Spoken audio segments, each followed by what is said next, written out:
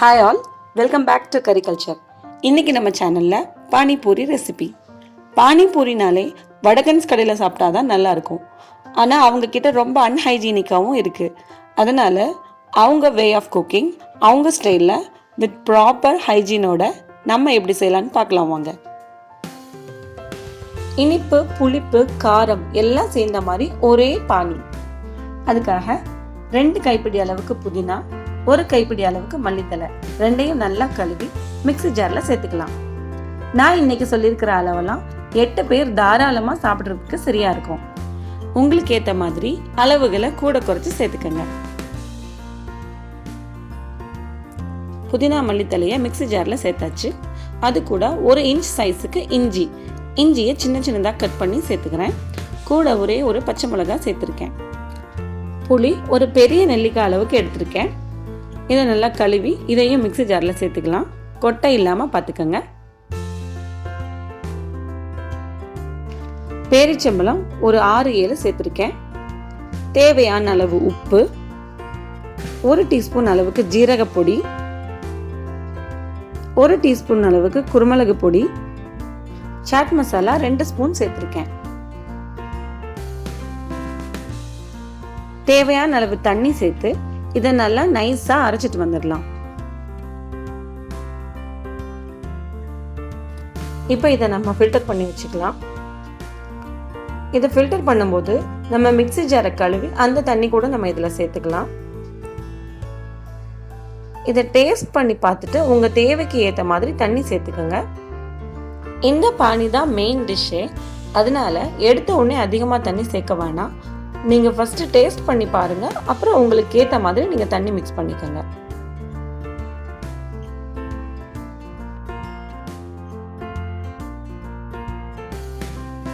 எனக்கு கொஞ்சம் இனிப்பு கம்மியாக இருந்துச்சு. அதனால நான் வெள்ளைப்பாகு சேர்த்துக்கிறேன்.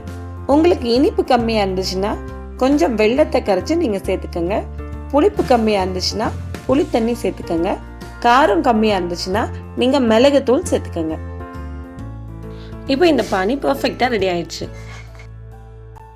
1 கப் அளவுக்கு பட்டாணியை நான் 8 மணி நேரம் ஊற வச்சு அதை குக்கரில் சேர்த்து கூடவே 3 உருளைக்கிழங்கு சேர்த்து 5 விசில் அளவுக்கு வேக விட்டு எடுத்திருக்கேன். இப்போ உருளைக்கிழங்கெல்லாம் தனியாக வேறு பாத்திரத்துக்கு மாற்றிக்கலாம். இப்போ இன்னொரு குக்கரில் ஆயில் சேர்த்து அது கூட ஒரு துண்டு பட்டை, பொடியாக நறுக்கின ஒரு வெங்காயம், ஒரே ஒரு பச்சை மிளகாய் சேர்த்து இதை நல்லா வதக்கி எடுத்துக்கலாம்.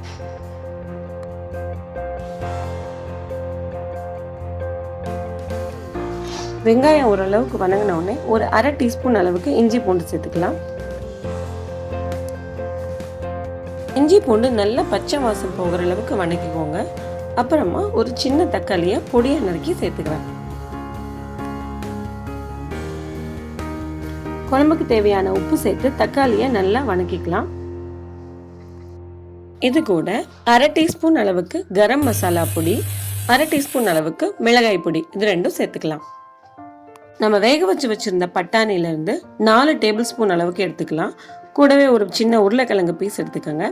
இதை மிக்ஸி ஜாரில் சேர்த்து கொரப்பாக அரைச்சி இதை நம்ம குழம்புல கலந்துக்கலாம்.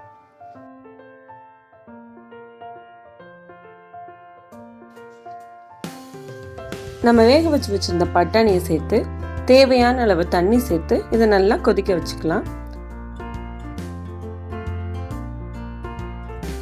கொஞ்சமாக மல்லித்தலை சேர்த்து குக்கரை மூடி 1 விசில் விட்டுருங்க. இப்போ ஸ்டஃபிங் ரெடி பண்ணுறதுக்காக நம்ம வேக வச்சிருந்த உருளைக்கிழங்கு கூட ஒரு பெரிய வெங்காயத்தை நல்லா ஃபைனாக கட் பண்ணி அது கூட கொஞ்சமாக மல்லித்தலையும் சேர்த்து இதை மேஷ் பண்ணி எடுத்துக்கலாம். இந்த மாதிரி பூரிஸ் மார்க்கெட்டில் ரெடிமேடாக அவைலபிள் இருக்குது. இதை வாங்கி நம்ம எண்ணெயில் போட்டு பொரிச்சா போதும்.